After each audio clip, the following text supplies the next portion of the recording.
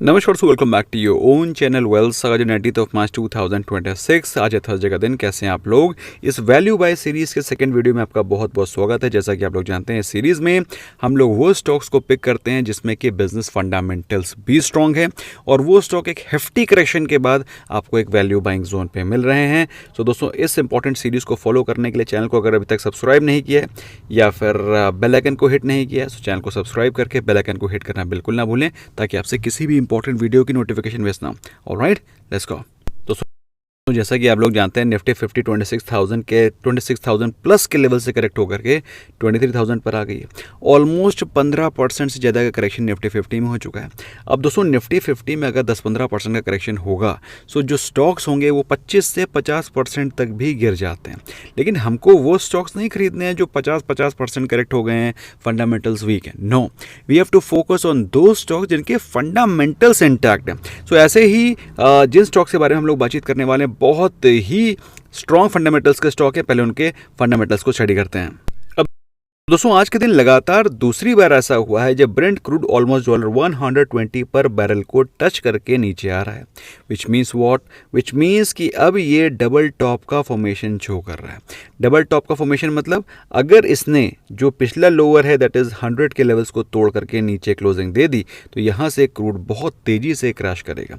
ऐसे में दोस्तों, वो स्टॉक्स जो कि क्रूड के बढ़ने की वजह से गिरे हैं और अच्छा फंडामेंटल के स्टॉक्स हैं, हमें उन पर डेफिनेटली नज़र रखनी चाहिए।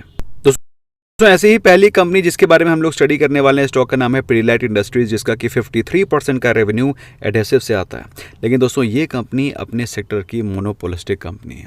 अब अगर आप मुझसे पूछें कि ऐसा क्यों है, तो दोस्तों, अगर आपके घर में कभी कंस्ट्रक्शन हुआ है या फिर कंस्ट्रक्शन आपके घर के आसपास कभी हुआ है तो उनसे आप पूछ लीजिएगा कि उनके घर में कितना सामान फेविकोल तो हो ही होगा, आई एम श्योर। इसके अलावा डॉक्टर फिक्सेट के अलावा जब वॉशरूम में वाटर प्रूफिंग कराई होगी, जितने भी प्रोडक्ट्स लगे होंगे सीलेंट के, एडहेसिव के, वो सारे के सारे पिडिलाइट इंडस्ट्रीज बनाती है और बहुत स्ट्रॉन्ग पेटेंट्स हैं। मतलब उसके अलावा आपके पास मार्केट में कोई और ऑप्शन अवेलेबल है ही नहीं। स्टॉक के बारे में बात करें दोस्तों, स्टॉक जैसा कि आप देख पा रहे हैं वो ट्रेडिंग द प्राइस ऑफ 1550, 1550 रुपये का शेयर अभी आपको मिल रहा है 1300 रुपये की प्राइस पे। अब ये स्टॉक अगर आप देखें बहुत ज़्यादा गिरता नहीं है। पहली बात है, बहुत ज़्यादा भागता नहीं क्योंकि इसकी मार्केट बिल्कुल इंटैक्ट है, ब्लू चिप स्टॉक है। तो चूंकि ज़्यादा भागता नहीं इसलिए ज़्यादा गिरता भी नहीं है। लेकिन अगर आपको कहा जाए कि ये 1650 रुपये का स्टॉक जो कि अप्रैल या फिर मिड 2024 में चल रहा था, 1650 रुपये का शेयर आपको 1300 रुपये के आसपास मिले, जो कि इसका एक बहुत ही स्ट्रॉन्ग डिमांड जोन है, तो आपको क्या करना चाहिए? अच्छा, वैल्यूएशन के बारे में बात करते हैं। सबसे पहले तो वैल्यूएशन बहुत ज़रूरी है। ये स्टॉक जो कि 110 के प्राइस टू अर्निंग रेशियो पे आपको मिल रहा हो, है ना, वो स्टॉक आपको 50% वैल्यूएशन करेक्शन होने के बाद 55 के पी पे मिले तो आपको क्या करना चाहिए? दोस्तों, अगर आप इसके लास्ट 10 ईयर्स के वैल्यूएशन को कंपेयर करें तो जनरली जो इसका मीडियन पी है वो भी 70 के आसपास रहता है और अभी ये स्टॉक अपने मीडियन पी के भी नीचे चल रहा है। कुछ इंपॉर्टेंट नंबर्स जैसा कि मैं हमेशा हाईलाइट करता हूँ दोस्तों, हमें उस कंपनी में इन्वेस्टमेंट करना चाहिए लॉन्ग टर्म के लिए जिसके ऊपर बहुत ज़्यादा हैवी डेट ना हो। हैवी डेट ना होने का बेनिफिट क्या होता है? अगर कोई रफ पैच आता है, कोई बैड सीजन आ जाता है, कुछ बिजनेस में नया इनोवेशन करना है, तो उसके लिए अगर उसको फंड की रिक्वायरमेंट है तो वो फ्रेश इन्वेस्टमेंट के लिए डेट ले सकता है। लेकिन जो कंपनी ऑलरेडी हैवी डेट में है उसको डेट कौन देगा, उसको लोन कौन देगा? और अगर लोन देगा भी तो उसके ऊपर एक एडिशनल एक्सपेंसेस आ जाएंगे। सो जो कंपनीज डेट फ्री होती हैं उनके पास बहुत ज़्यादा फ्लेक्सिबिलिटी होती है इन बिजनेस ऑपरेशन। इसीलिए मुझे डेट फ्री कंपनी या फिर ऑलमोस्ट डेट फ्री कंपनी पसंद है। इसके अलावा रिटर्न ऑन इक्विटी, दोस्तों आप म्यूचुअल फंड में भागते हैं 10 से 12% का रिटर्न इक्विटी पे मिल जाए, ये स्टॉक आपको 23% का रिटर्न ऑन इक्विटी ऑफर करता है। Return on capital 30%, can you even beat it? मतलब मैनेजमेंट कैपिटल पे आप अपनी कैपिटल पे कितना % रिटर्न जनरेट कर रहे हैं हर साल, आप मुझे बताइए। लेकिन इस कंपनी का मैनेजमेंट कैपिटल पे 30% का रिटर्न जनरेट कर रहा है, तो उससे आप समझ सकते हैं मैनेजमेंट की एफिशिएंसी कितनी स्ट्रांग है। इसके अलावा डेट फ्री कंपनी है, प्रमोटर होल्डिंग 70% की है, पब्लिक के पास सिर्फ 9.5% शेयर है, which means what? Almost 91% plus की जो होल्डिंग है that is with strong hands, FIIs, DIIs, promoters के पास 70% की होल्डिंग है। समझ रहे हो? तो बहुत ही ज़बरदस्त बिजनेस है, बहुत ही ज़बरदस्त बिजनेस मॉडल है। और आप देखेंगे दोस्तों कॉन्सिस्टेंट परफॉर्मर है। ये नहीं है कि हाँ इस साल 50% की ग्रोथ होगी, अगले साल लगे पड़े हैं। अगर आप देखें कॉन्सिस्टेंट आपको ग्रोथ दिखाई पड़ेगी। देख रहे हैं, सेक्युलर ग्रोथ है, बहुत ज़्यादा रनअप नहीं करेगा, बहुत ज़्यादा डाउनफॉल नहीं करेगा। आप देखें तो ये 3,000 करोड़ की 2022 में सेल थी दिसंबर। सितंबर 2025 में 3,500, दिसंबर 2025 3,700। तो मतलब आपको कॉन्सिस्टेंट ग्रोथ दिखाई पड़ेगी। ऐसी ही कंपनीज हैं जो कि लॉन्ग टर्म में कंपाउंडिंग करके देती हैं। प्रॉफिट 2022 दिसंबर में 300 करोड़ के थे, जो कि बढ़ के अभी 600 करोड़ क्रॉस कर गए। बीच बीच में रफ पैचेज आएंगे, क्रूड महंगा हो जाएगा। क्रूड महंगा हो जाएगा तो स्टॉक का प्राइस भी तो गिरेगा भाई। ऐसा तो है नहीं कि स्टॉक का प्राइस वहीं खड़ा हुआ है और क्रूड की वजह से उसके प्रॉफिट्स ड्रॉप कर गए। भाई स्टॉक का प्राइस क्यों गिरता है? क्योंकि मार्केट ही एक्सपेक्ट करके चलता है कि इसका ये अगले आने वाला क्वार्टर ख़राब हो सकता है। और उस क्वार्टर में भी अगर कंपनी ने अपनी एफिशिएंसी को मैनेज करके, उसकी कैपिटल को मैनेज करके, अपने प्रोडक्ट को हेज करके अगर अच्छे रिटर्न जनरेट कर दिए, स्टॉक विल बिकम रॉकेट।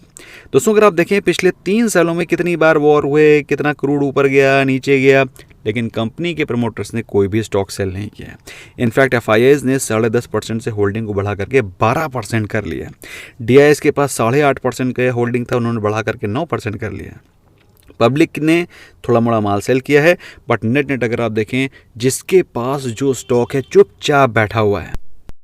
दोस्तों आपके पास भी एक गोल्डन अपॉर्चुनिटी है। अब आप स्टॉक को बाय करना चाहते हैं, नहीं बाय करना चाहते हैं, चॉइस इज योर्स। अगर आप प्राइस के बारे में बात करें दोस्तों, ये स्टॉक आपको उस प्राइस से मिल रहा है जिस प्राइस पर स्टॉक 2022 के सितंबर में ट्रेड कर रहा था। मतलब 2025 हो गया, 2024 हो गया, 2023 हो गया, 2022 हो गया। मतलब आप समझ सकते हैं 4 साल पुराने प्राइस पे ये स्टॉक आपको मिल रहा है। इतनी फेयर वैल्यूएशन पे स्टॉक है। मेरे हिसाब से, इफ़ यू आस्क मी, मेरे हिसाब से स्टॉक इस समय बाइंग जोन पे है। इन केस स्टॉक 1300 के नीचे गिरता है, stock can even fall up to 1200। 1200 से 1300 के बीच में स्टॉक का स्ट्रॉन्ग डिमांड जोन है। Possibility of stock remaining in this zone is very less. हो सकता है स्टॉक इस जोन पे आ जाए, लेकिन उसके बाद बहुत तेजी से इस जोन से निकल करके बाहर आएगा, क्योंकि ज़्यादा समय तक इतनी बढ़िया क्वालिटी, इतने बढ़िया फंडामेंटल के स्टॉक इतने सस्ते वैल्यूएशन पे रहते नहीं है। This is point number 1।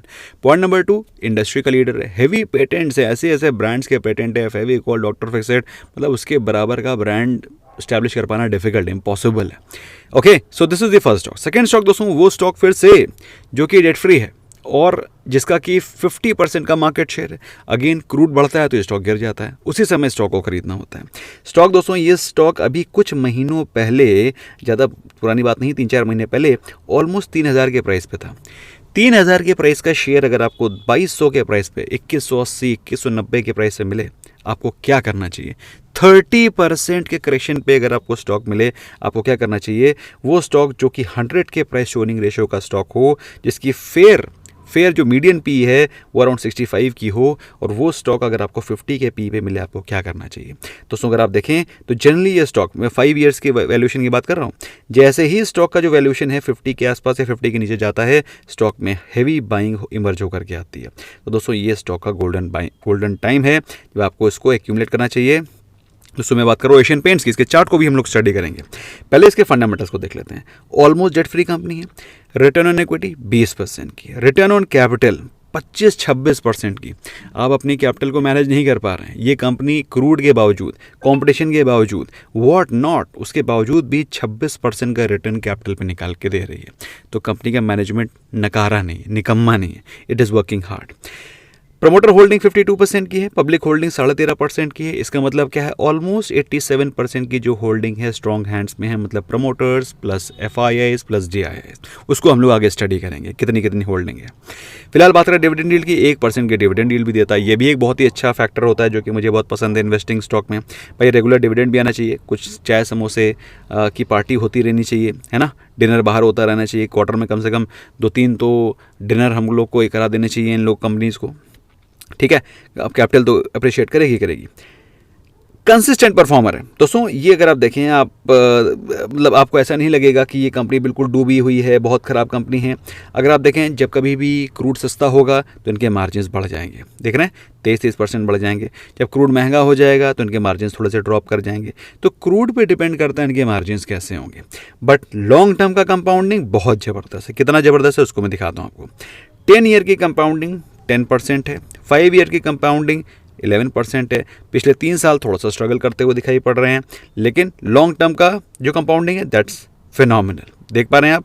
अच्छा, आप मुझसे पूछ सकते हैं कि पिछले 3 साल में ऐसा क्या हुआ कि इन्होंने अंडर परफॉर्म किया है, क्रूड तो सस्ता था। तो पिछले 3 सालों में एशियन पेंट्स ने काफ़ी स्ट्रगल किया है in fighting competition with Birla Opus, that you are aware. अब बिरला ओपस की बत्ती तो टोटल बंद हो जाएगी इस समय, लेकिन ये जो कंपनी है इसने ऐसे बहुत सारे फेजेस देखे।